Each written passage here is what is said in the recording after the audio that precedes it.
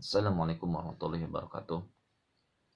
Alhamdulillahirabbil alamin wa bihi nasta'inuhu wa nastaghfiruh wa a'udzu billahi min syururi anfusina wa min sayyiati a'malina may yahdihillahu fala mudhillalah wa may yudhlil fala hadiyalah. Asyhadu an la ilaha illallah wa asyhadu anna Muhammadan abduhu wa rasuluh.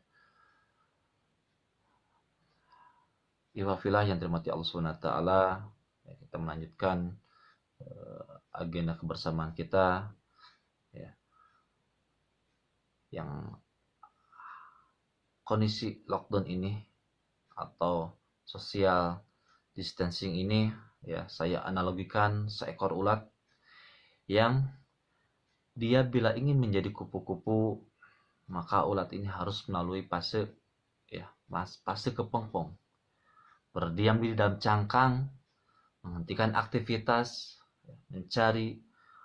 menghentikan aktivitasnya mencari dedaunan untuk ia makan. Bahkan bisa jadi momen terberat bagi si ulat. Allah sangat mungkin menciptakan dari ulat langsung berubah menjadi kupu-kupu. Tapi Allah ingin memberikan pelajaran bagi manusia dengan kekuasaannya. Menciptakan dari makhluk yang sama, mengalami pertumbuhan yang berbeda. Berbeda bentuk, sifat, perilaku, ataupun yang lainnya.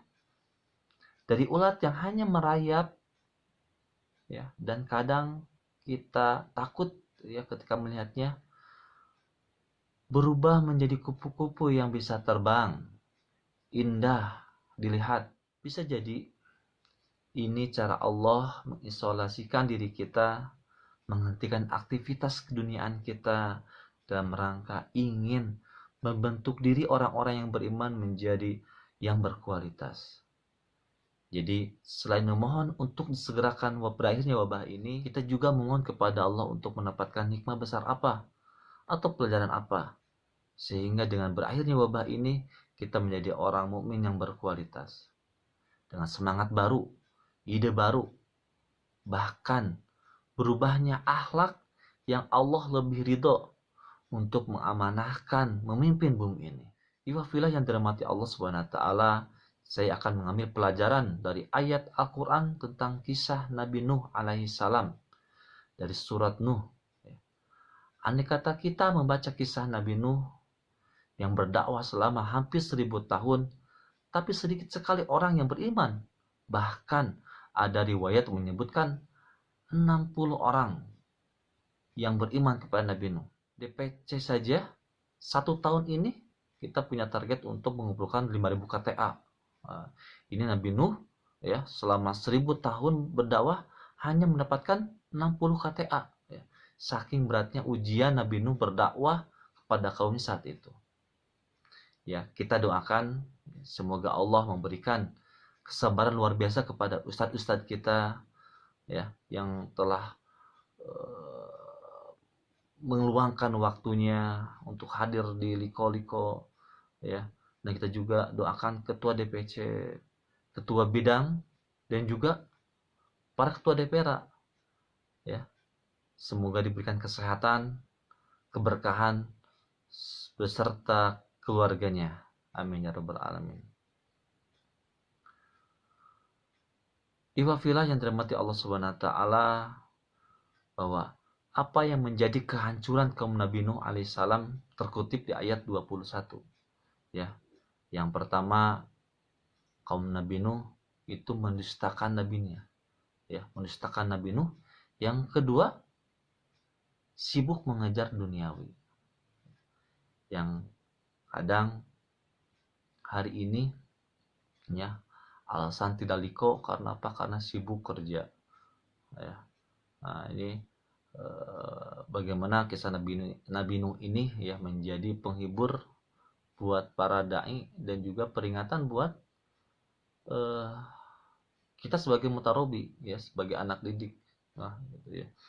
Nah, itu yang menjadi penyebab kehancurannya, penyebab Allah turunkan azab banjir besar yang menghabiskan seluruh peradaban, seluruh kemusyrikan, bahkan hanya Allah sisakan yang ada di dalam bahtera Nabi Nuh alaihissalam. Apa yang Nabi Nuh dakwahkan dan apa yang dijanjikan Allah, ya, itu dikutip di ayat 10 sampai 12.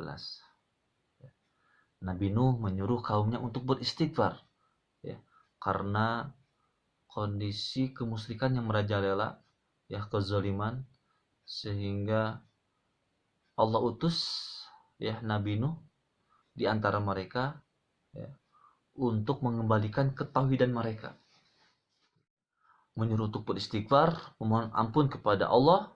Nah, kemudian Allah akan menjanjikan, ini janji Allah, ketika mereka beristighfar dan ketika mereka memohon ampun, maka Allah akan menurunkan hujan yang lebat, ya, karena saat itu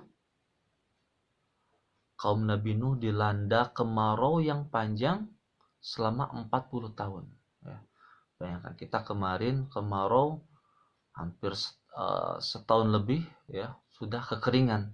Ini bayangkan Nabi Nuh kekeringan selama 40 tahun. Karena apa? Karena kezoliman kaumnya yang musyrik gitu kepada Allah SWT, sehingga Allah berikan peringatan berupa kekeringan selama 40 tahun.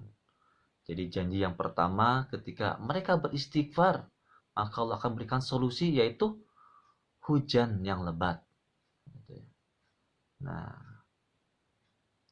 ini juga bisa momen untuk kita hari ini, ya. Kita dilanda wabah ini, kita coba dengan kita banyak istighfar ketika aktivitas di rumah ini, ya, kita perbanyak istighfar. Untuk apa? Untuk Allah memberikan solusi, ya, dengan fenomena ini. Yang kedua, janji Allah, ketika mereka beristighfar, maka Allah akan memperbanyak harta, ya, karena saat itu yang menjadi ujian mereka adalah ujian harta, gitu ya, dimana mereka sibuk mengejar dunia, gitu ya, mengejar dunia sehingga lupa dengan siapa yang pemberi rezeki, ya. Mereka mengikuti orang-orang yang kaya, yang kekayaan itu tidak bermanfaat baginya. Nah, kemudian Allah uji dengan paceklik ini yang panjang sehingga perekonomian menjadi kacau, ya. Mungkin saat ini juga teralami, ya, ketika lockdown ini beberapa usaha menjadi sepi, ya. Ini bayangkan selama 40 tahun, gitu ya, kekeringan. Dan bisa kita mungkin mungkin belum sebulan, gitu ya, ya, itu juga sebagian, tapi perekonomian menjadi sedikit goyah, gitu ya. Nah, ini janji Allah akan memperbanyak harta. Yang ketiga, Allah akan memperbanyak keturunan, ya, anak, akan memperbanyak anak dan keturunan. Karena saat itu, karena dengan kekeringannya, ya, nutrisi kurang, gitu ya, sehingga dikisahkan juga rahim-rahim tuh mengering, ya. Nah, sehingga mungkin jadi terhambatnya pertumbuhan, ya, kemudian terhambatnya melahirkan keturunan, gitu ya, dengan kondisi yang seperti itu. Nah, bagaimana Allah, ya, dengan menyuruh Nabi Nuh untuk mereka beristighfar, maka Allah akan, ya, berikan kembali, ya, kesuburan mereka, kesuburan wanita-wanita, sehingga bisa melahirkan anak-anak mereka, ya. Kemudian janji yang keempat, Allah akan berikan kebun-kebun, ya. Ini menjadi sumber daya alam untuk apa? Untuk kehidupan sehari-hari. Untuk hari ini kita bisa jadi dengan momen kita banyak istighfar, maka Allah akan buka lagi lapangan-lapangan kerjaan kita, atau kita mendapatkan ide-ide baru untuk memulai usaha, gitu ya.